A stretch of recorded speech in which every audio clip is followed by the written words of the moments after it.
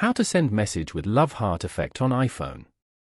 To get started, first of all go ahead and open up the Messages application on your phone. You are now in the Messages page where you can view all your messages. Open any chat from here. Then, go to the text bar and type in a message. After that, tap and hold the Send button below to send the message with effect.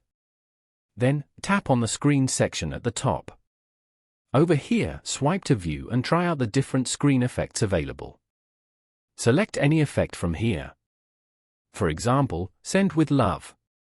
You can now send this message with the Love Hearts effect. This way, you can make your experience with the Messages app fun and interesting. Following these steps, you can easily send message with Love Heart effect on iPhone. Thank you for watching. Please leave a like if this tutorial helped you, or leave a comment below if you have any questions related to the video.